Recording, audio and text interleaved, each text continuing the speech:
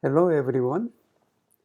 Uh, in this lecture, we study limits of functions.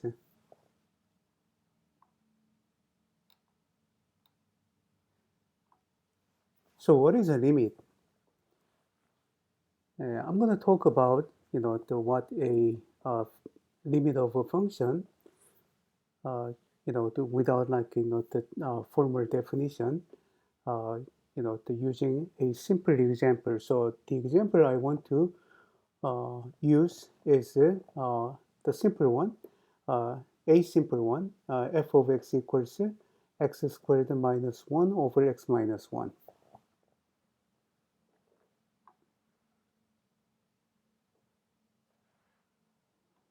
So here's the table. I'm gonna do a little bit of the computations, okay, which I did actually here, in this table. So first the column is values of x below and above 1.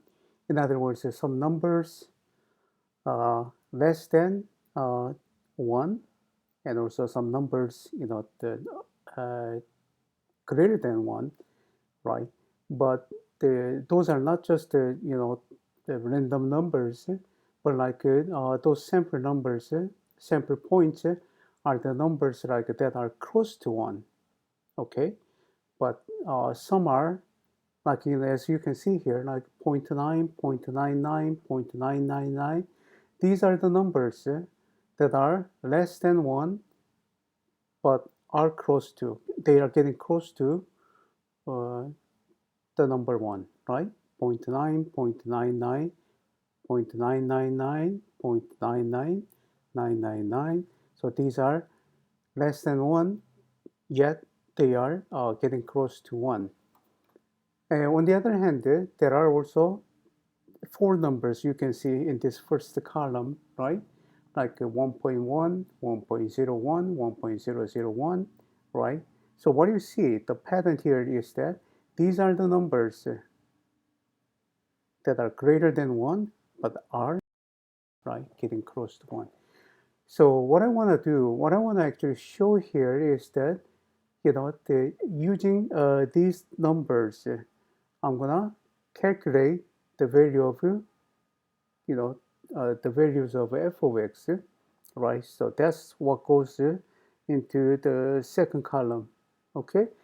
And eventually what I want to do is to, first one here is that, so I have four numbers. Like I mentioned before, these numbers are smaller than 1 and they are getting close to 1, right? So 0.9, we have 1.9. 0.99, we have 1.99. And 0.999, 1.999. And we have this, right? So what do you see? We see that as these numbers, okay, that are smaller than 1, but as these numbers are getting close to 1, what do you see? F of x, the values of corresponding values of f of x are also getting close to some number. You could make a guess, right? Okay, so it looks like these numbers are getting close to number 2. Okay, number 2. What about the other side? So we have like numbers. You see like four numbers, right? So these numbers, 1.1, 1.01, 1.001, right? So these are the numbers that are greater than 1, but are getting close to 1. Okay, so 1.01 is closer to 1 than 1.1. 1.001 is closer to 1 than 1.01, and so on and so forth, right? So their corresponding values, right, of f of x. So 1.1 case we have 2.1. 1.01 case we have 2.01. 1.001, we have 2.001, right? And we have, it's hard to say this number, right? But we get this, right? So what do you see? Here also we see a pattern. 2.01 is closer to 2 than 2.1. 2.001 is closer to 2 than 2.01. And same, this number here is closer to 2 than 2.001. So we see a pattern also. In this case also, as x gets closer to 1 from, the right side, right? These numbers are getting close to 1. The corresponding f of x values are also getting close to 2. So either way, whether you are approaching to 1, approaching the number 1 from left side of 1 or right side of 1, either way, f of x, the corresponding f of x values are getting close to 2. So when something like this happens, we say that the limit of f of x, okay, the limit of f of x, when x approaches 1, is 2, okay, limit. By the way, I just used like these like the a sample points, but you can keep on doing this, continue doing this game, and you will see that like the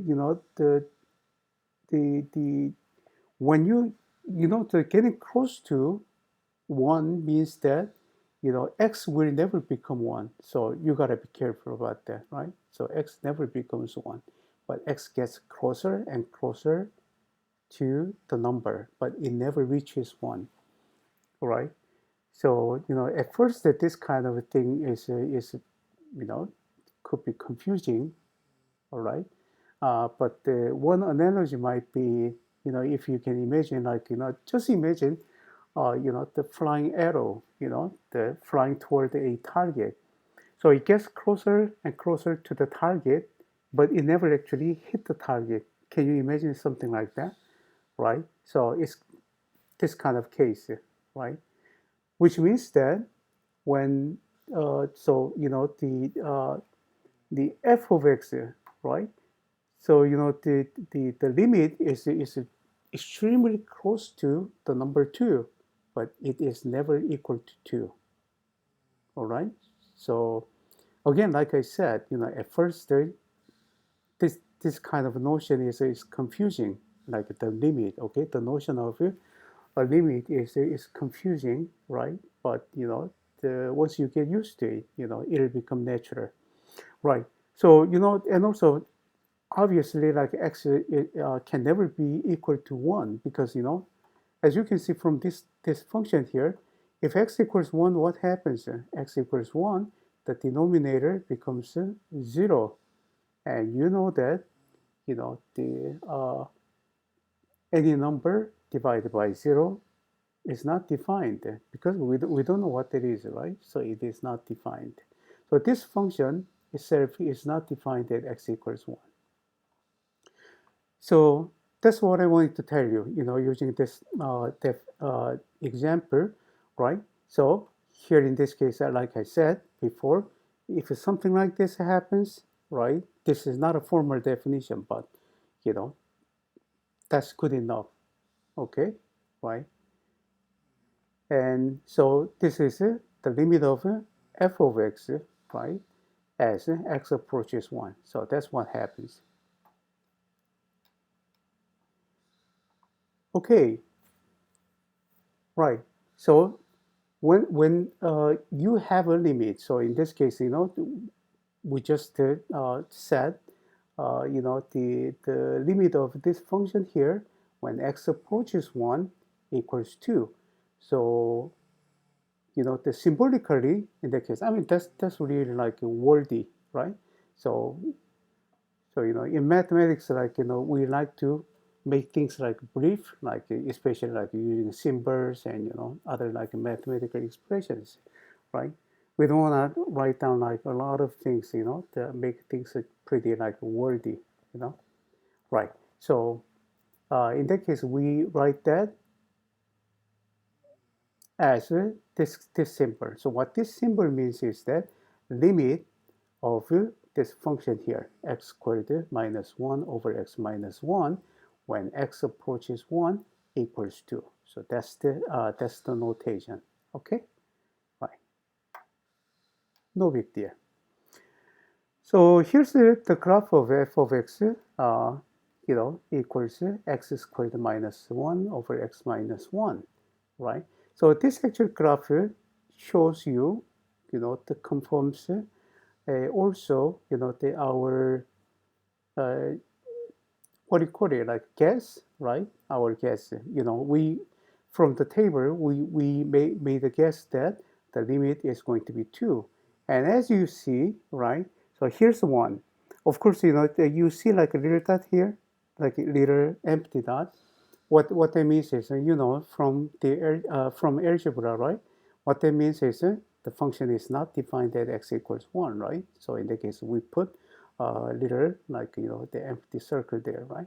So anyway, and then the rest, right? So other than like x equals 1, you see that the graph is a straight line, right? So we are going to confirm that later on, but it is a straight line. So as you see, x can approach it. When we say x approaches 1 means like, that there are like two directions are involved. So x can approach it, the number 1 from the left side, all right? So those x values that are approaching 1 are smaller than 1, okay? Like we have seen before in the previous table. And also x could approach 1 from the right side. So in that case, those numbers are going to be greater than 1. And yet, they are approaching 1, right? So either way, right, from either side, when x approaches 1, what happens from this graph, right? The corresponding y values are getting close to 2, okay? Or here also, when x is approaching 1 from the right side, right? Again, corresponding y values are getting close to 2, right? From this picture also, we can confirm that as well.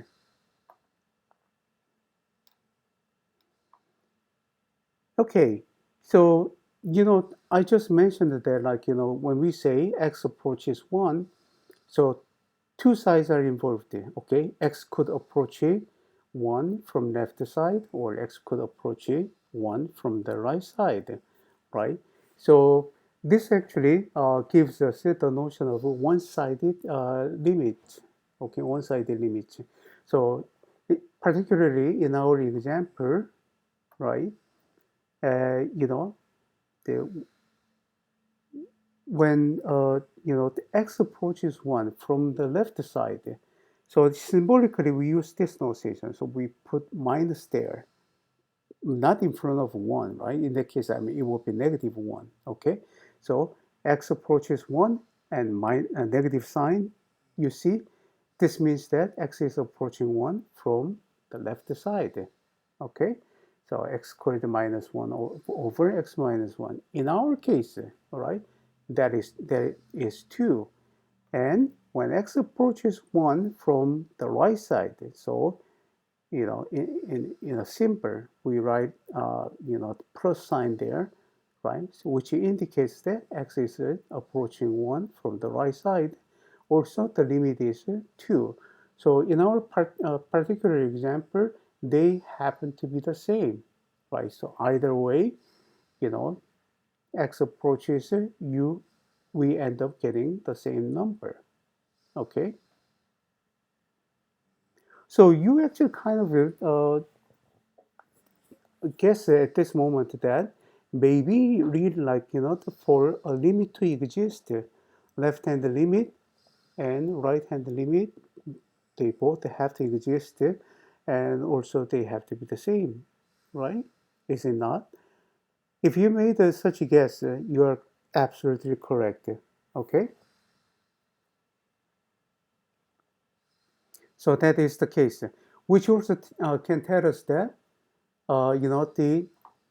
the left-hand limit. So this is called the left-hand limit of this function at x equals 1. So this guy here is called the right-hand limit of f of x at x equals 1.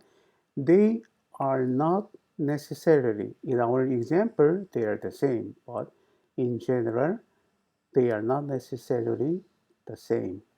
Okay? And when that happens, of course, we can't say the limit exists, right? So that's what I'm going to talk about next. Right, so here, again, I'm just repeating. So, in general case, this is the left-hand limit of f of x at x equals a, right? This is the right-hand limit of f of x at x equals a. So these are called, I just said it, but right here, yeah. And also, as I mentioned earlier, left-hand limit and right-hand limit are not necessarily the same.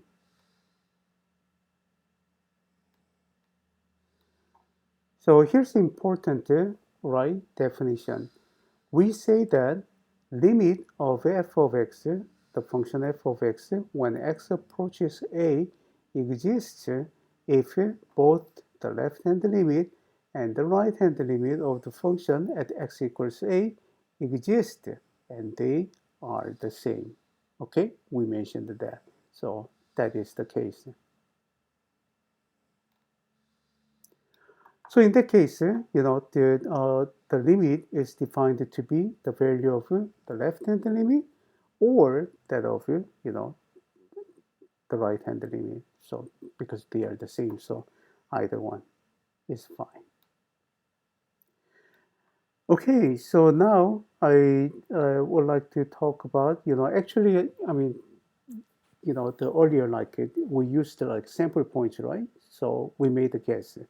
So like I said, I just mentioned, we made a guess. We didn't actually calculate the limit, okay? We made a guess. Can we do that like all the time? The answer is no, okay? So, the often, I mean, because, in our case, the function is pretty simple one. But when a function is like, a complex one, right? Complicated one, sometimes like making a good guess is very difficult, or it could actually mislead us. So we thought that the function is getting close to some number, but it turns out that actually it is not a limit. Okay, so something like that can happen, right? So that's not an actually reliable method. So how do we then, actually quantitatively calculate a limit? Okay. That's a little long story, right? Actually, the method can vary, depending on the type of function we have, right? So we're going to talk more about those things later on, okay? But for this one here, this type of function, okay, you can easily calculate the limit, by factoring, all right? So here, so let's start out with our limit here, right? Okay, so we have this, right? And so we just factor the numerator and denominator, okay? So the numerator, is factored into x plus 1 times x minus 1, okay? Down here, I mean, nothing to actually factor, okay? Right, so leave x minus 1. Then, here, remember what I mentioned earlier. When we say x approaches 1, it's like, the flying arrow, getting closer and closer to the target, but it never actually hits the target, all right? So here x gets closer and closer to 1, but x is never equal to 1. Remember that? That's very important thing, okay, to keep in mind. So since x is, although x is very close to 1, but x is never equal to 1, so what does it say? I just mentioned there, right? X is never equal to 1. What that means is x minus 1 is never going to be 0, right? X minus 1 is never going to be 0. So when number is not 0, okay, you can't divide a number by 0, but as long as a number is not 0, then you can always divide, right? Divide a number by non-zero number. So since x minus 1 is not 0, so we can divide the top and bottom, the numerator and the denominator, by x minus 1. Well, you guys usually say, like, cancel. We can cancel x minus 1, right? So canceling is not actually, the mathematical terminology or mathematical action. What you usually say, like, canceling, is the actually dividing by, so this top and by at the bottom by x minus 1, by the same number. So that's what canceling is about. So anyway, so we can cancel this too. So it leaves what, only x plus 1. And when x approaches 1, what happens? X plus 1, what? When x gets closer and closer to 1, right? X plus 1 will gets closer and closer to 2, right? Easy. So we actually calculated, okay, a limit. So we just tasted, how we can calculate a limit for this particular case. By the way, we're going to talk more about this later on, but just look at it. What happens? Let's say, like, let's talk about the numerator and the denominator separately. So when x approaches 1, what happens? The top part goes, goes to 0, right? Okay, goes to 0 means that getting close to 0. Okay, it's never equal to 0 though, because x is never equal to 1. So x squared minus 1, gets closer and closer to 0, but it is never closer to 1. Okay, the same goes here also. X minus 1, as x approaches 1, x minus 1 gets closer and closer to 1, but it never gets closer to, it never becomes 0.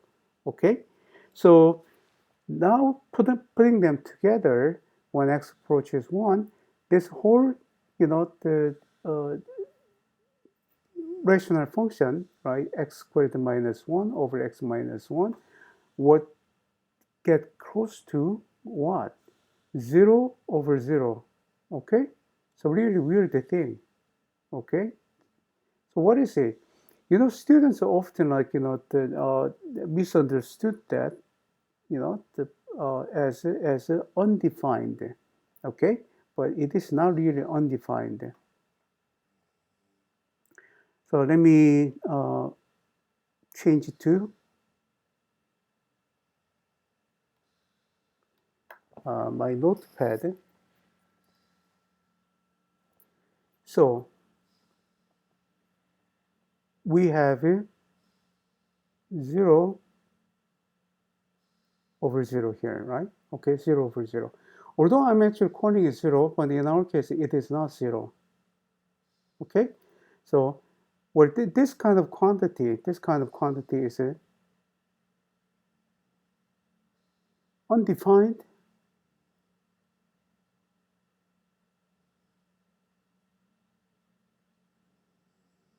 if 0 is a number.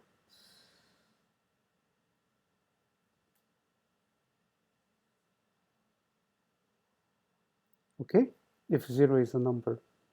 But in our case, actually, 0 is not number. So, what I'm about to say may be very confusing, okay, at first, right? So here in this case, we got this from what? Limit x squared minus 1 when x approaches 1, right? X squared minus 1 over all over x minus 1. Okay, so we got this, okay, right? Okay, so in this case, 0 is not a number, okay? This 0 is also not a number, but some kind of state. So at first, this is the most confusing part of actual calculus, okay, this notion here. So although you know that we are using the same symbol, so here, this 0 is a number, and you can't divide the number by 0, it is undefined. In our case, this is not a number, okay?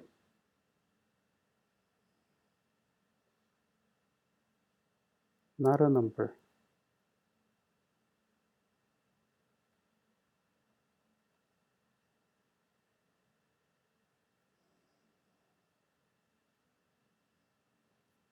This guy is also not a number.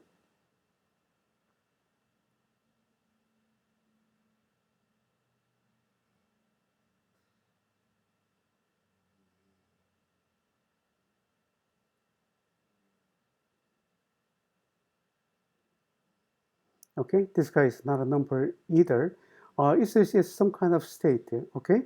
So 0 in this case is a state, okay? So like when we say a state, like a physical state, like like a water, gas, that kind of a state. So of course, not that kind of physical state, but in this case, it is a state, uh, you know,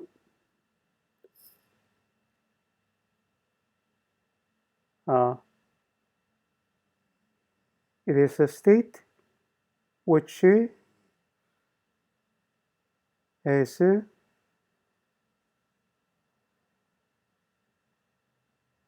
very close to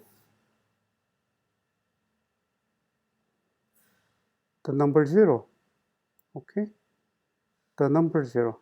Again, I'm using the same symbol, right? So it is confusing, I know. And it is not just a static state, but dynamical state, I would say, dynamical state. Why dynamical? Because it's not just a fixed state, okay? But, it keeps getting closer and closer. It's like, again, I'm going to use the analogy I used there, flying arrow. So flying arrow is not like, the standing like in the air. It gets closer and closer to the target, but it never reaches the target, okay? Right. I mean, it's hard to imagine that kind of thing, but that's interesting concepts, right? That's why we have it. So it does have a name. Actually nowadays, I don't think you will find that name in a like a calculus textbook. Okay, people don't use the name, but the name is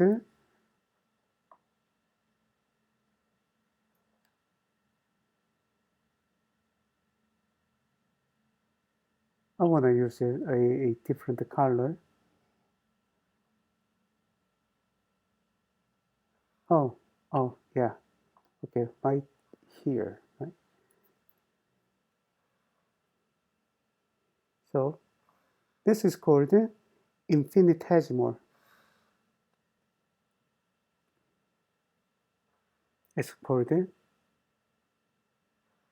infinitesimal.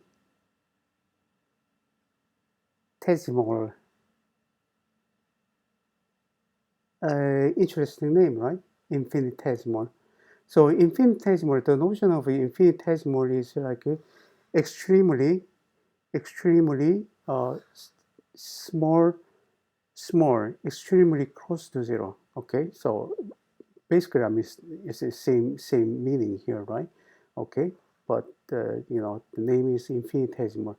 So the number 0 and the infinitesimal, we use the same symbol, unfortunately, right? So, but that that's not going to be actually really confusing though. Later on, you can easily distinguish the number 0 and the infinitesimal from the context. Okay. Anyway, so when you have the infinitesimal divided by infinitesimal, that's not undefined. Okay, instead we have name for it. In this case, this is called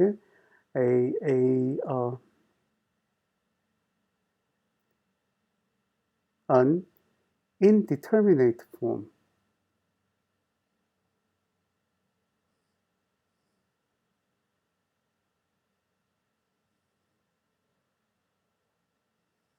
Okay, an indeterminate form. Why is it called an indeterminate form? The reason is that it depends on, because again, this is like some kind of dynamical state, right? So, it could be like it depends on the the state of infinitesimal, okay, right? We could end up having like different values. By the way, also there's a huge distinction between number zero and the infinitesimal. Number zero is neutral. It is neither positive nor negative. Okay, right? It is neutral.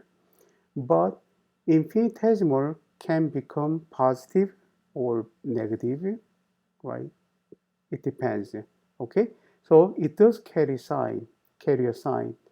So it could be a positive, negative. So that's a big distinction.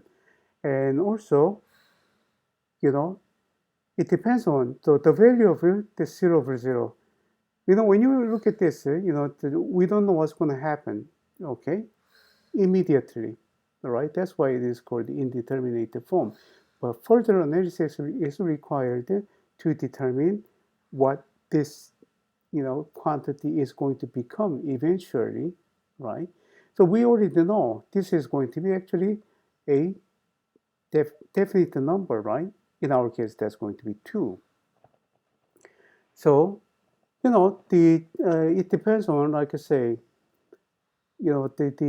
for instance, like, it depends on the speed of this function here, like a numerator or denominator, right? Depends on how fast they approach like a 0, right?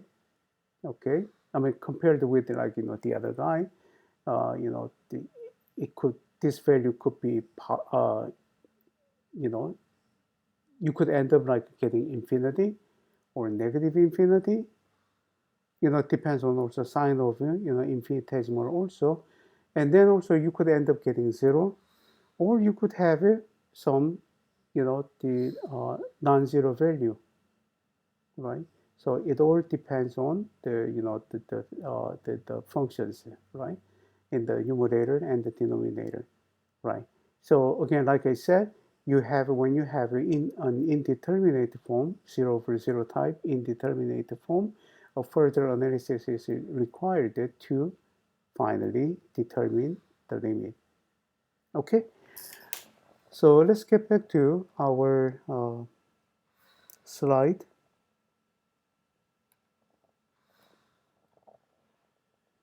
Okay,